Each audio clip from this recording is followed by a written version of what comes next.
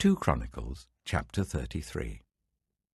Manasseh was 12 years old when he became king, and he reigned in Jerusalem for 55 years.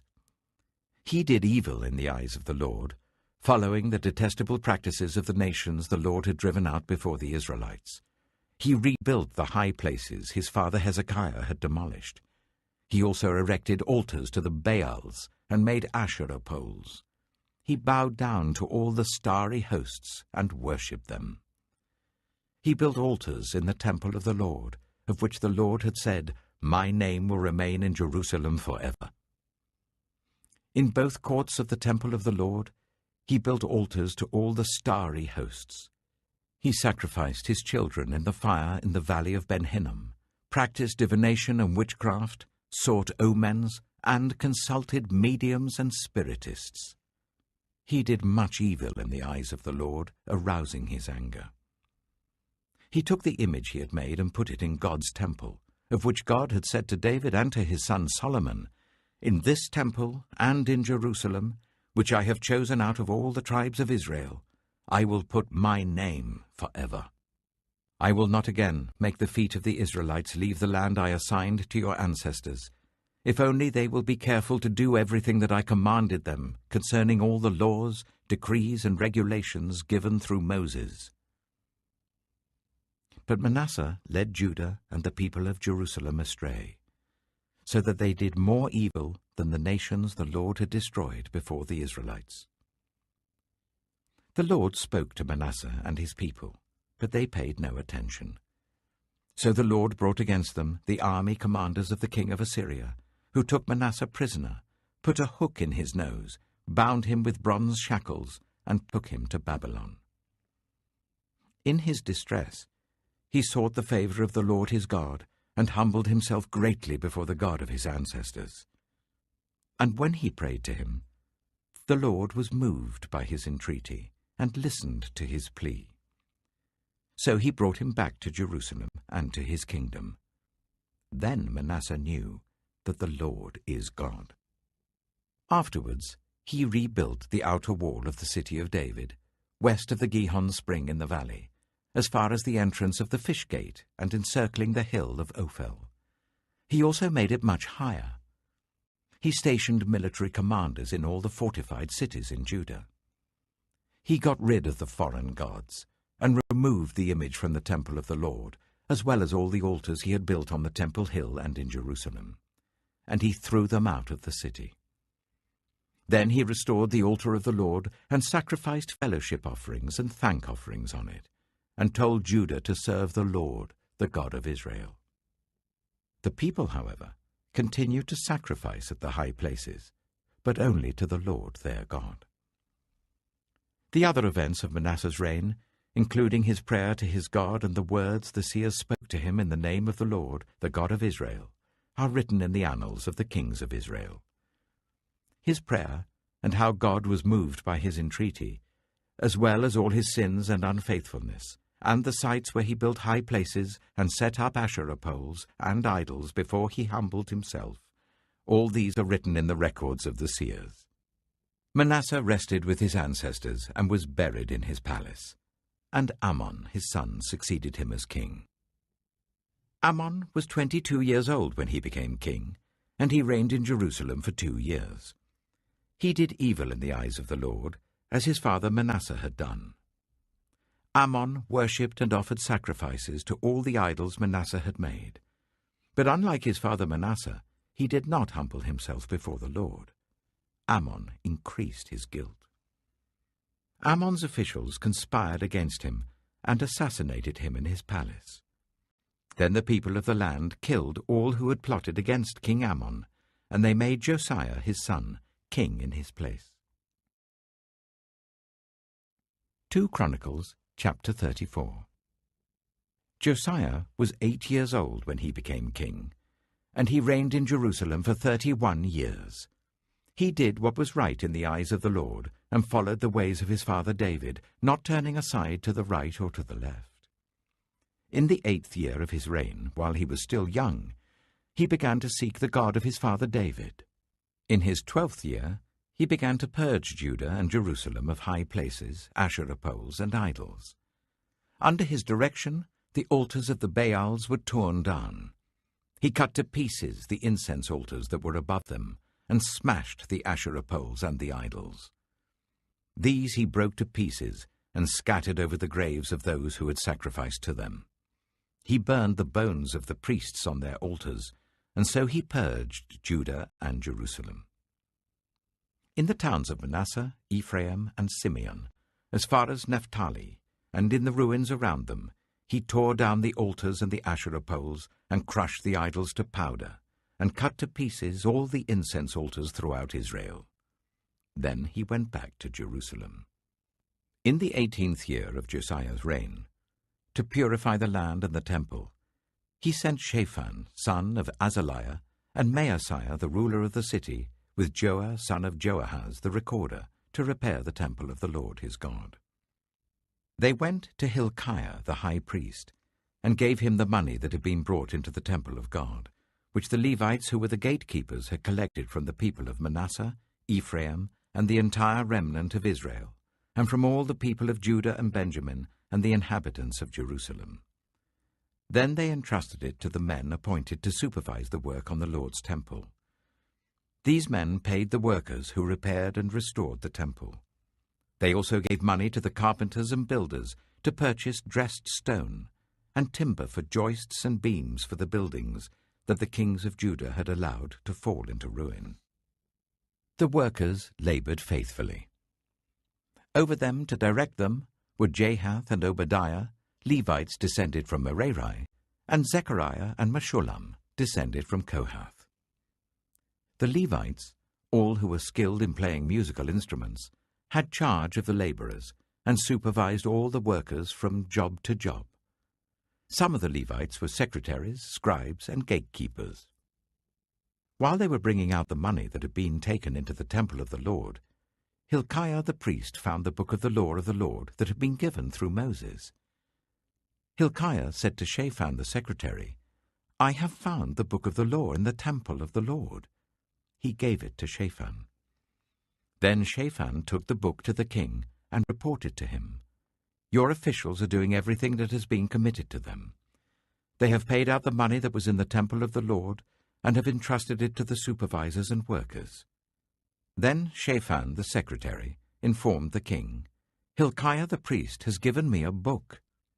And Shaphan read from it in the presence of the king.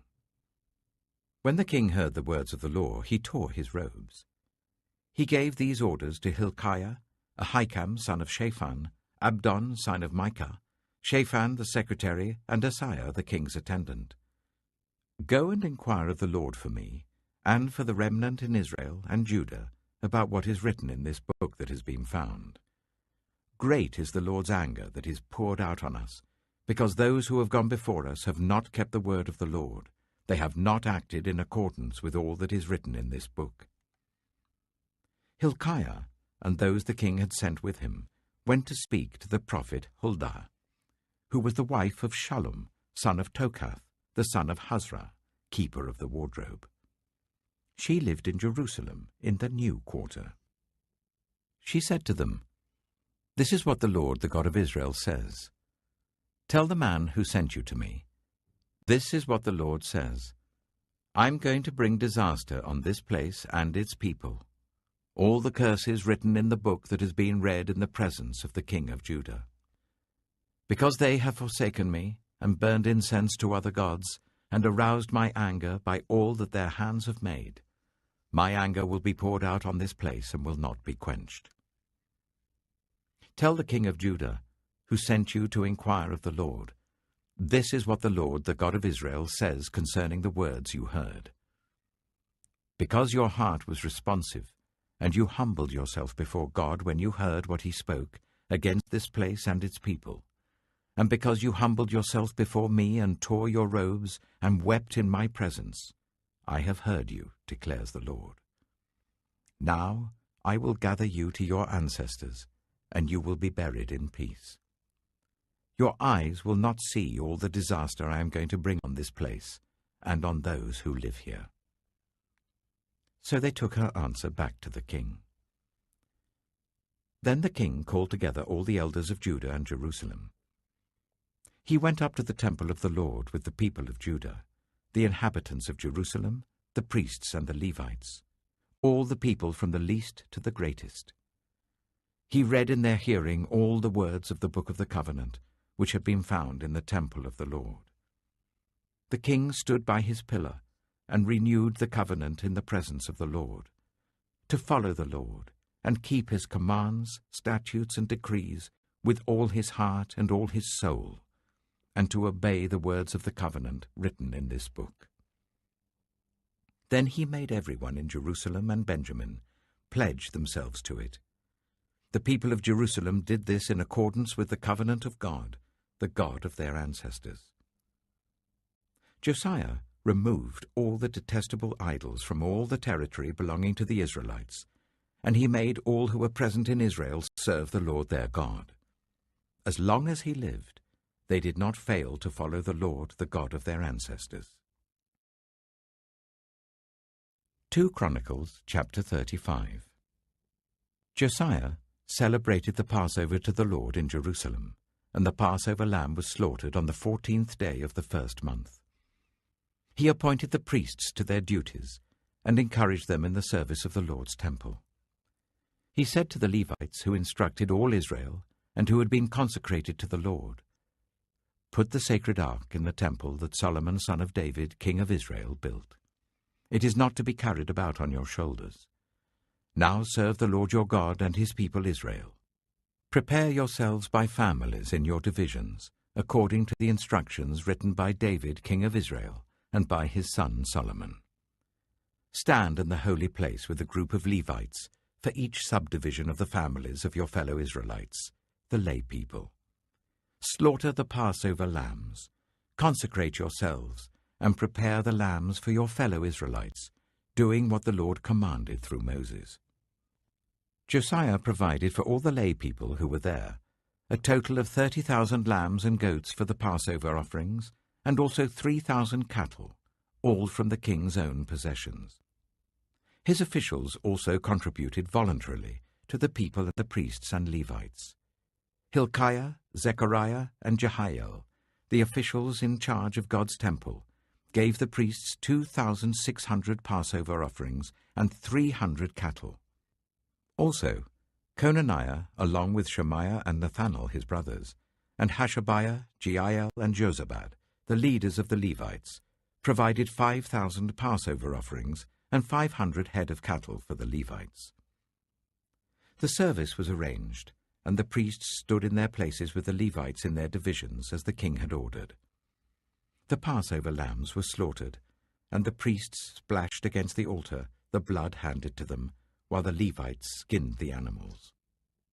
They set aside the burnt offerings to give them to the subdivisions of the families of the people to offer to the Lord, as it is written in the book of Moses.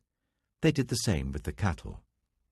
They roasted the Passover animals over the fire as prescribed, and boiled the holy offerings in pots, cauldrons, and pans, and served them quickly to all the people.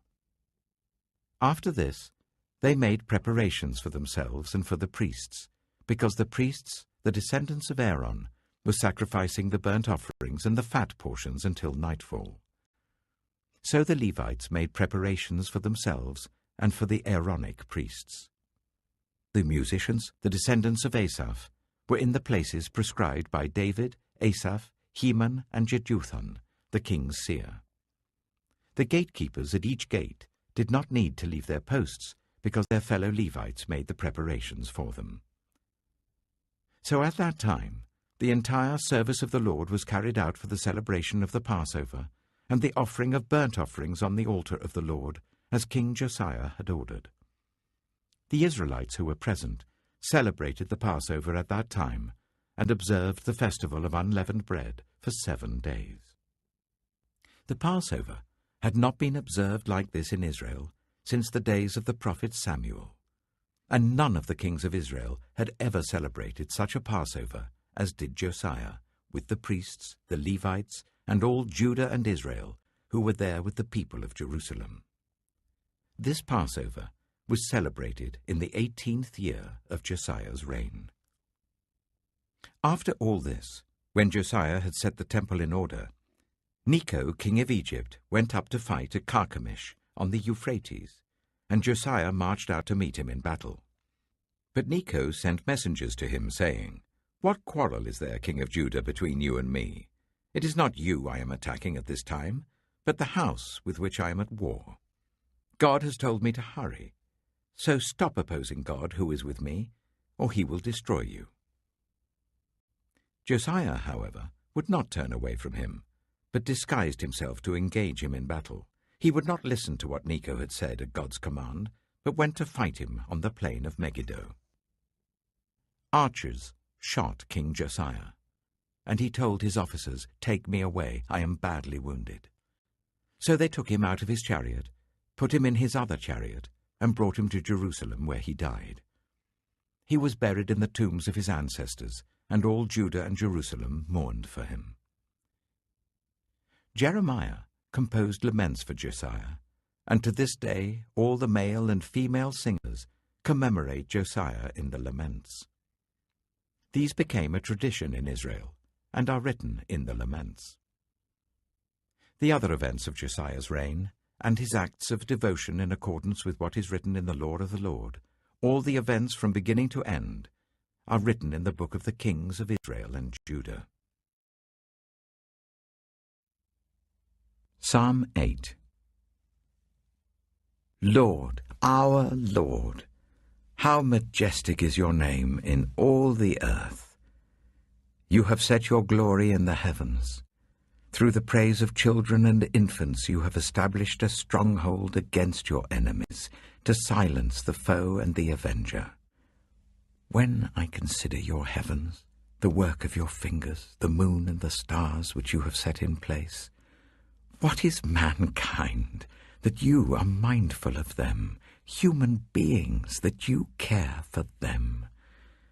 You have made them a little lower than the angels, and crowned them with glory and honor. You made them rulers over the works of your hands. You put everything under their feet, all flocks and herds, and the animals of the wild, the birds in the sky and the fish in the sea, all that swim the paths of the seas. Lord, our Lord, how majestic is your name in all the earth. Proverbs chapter 3. My son, do not forget my teaching, but keep my commands in your heart. For they will prolong your life many years and bring you peace and prosperity. Let love and faithfulness never leave you. Bind them round your neck.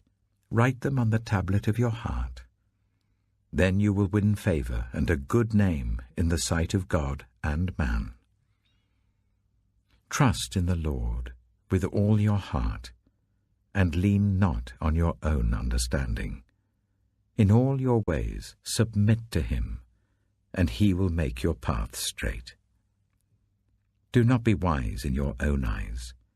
Fear the Lord, and shun evil. This will bring health to your body and nourishment to your bones. Honor the Lord with your wealth, with the first fruits of all your crops. Then your barns will be filled to overflowing, and your vats will brim over with new wine. My son, do not despise the Lord's discipline, and do not resent his rebuke, because the Lord disciplines those he loves, as a father the son he delights in. Blessed are those who find wisdom, those who gain understanding, for she is more profitable than silver, and yields better returns than gold. She is more precious than rubies. Nothing you desire can compare with her. Long life is in her right hand. In her left hand are riches and honor. Her ways are pleasant ways, and all her paths are peace. She is a tree of life to those who take hold of her. Those who hold her fast will be blessed. By wisdom the Lord laid the earth's foundations. By understanding he set the heavens in place. By his knowledge the watery depths were divided, and the clouds let drop the dew. My son, do not let wisdom and understanding out of your sight. Preserve sound judgment and discretion. They will be life for you, an ornament to grace your neck. Then you will go on your way in safety, and your foot will not stumble. When you lie down, you will not be afraid. When you lie down, your sleep will be sweet. Have no fear of sudden disaster, or of the ruin that overtakes the wicked, for the Lord will be at your side, and will keep your foot from being snared. Do not withhold good from those to whom it is due, when it is in your power to act. Do not say to your neighbor, "Come back tomorrow and I'll give it to you," when you already have it with you. Do not plot harm against your neighbor who lives trustfully near you. Do not accuse anyone for no reason, when they have done you no harm. Do not envy the violent or choose any of their ways, for the Lord detests the perverse, but takes the upright into his confidence. The Lord's curse is on the house of the wicked, but he blesses the home of the righteous. He mocks proud mockers, but shows favor to the humble and oppressed. The wise inherit honor, but fools get only shame.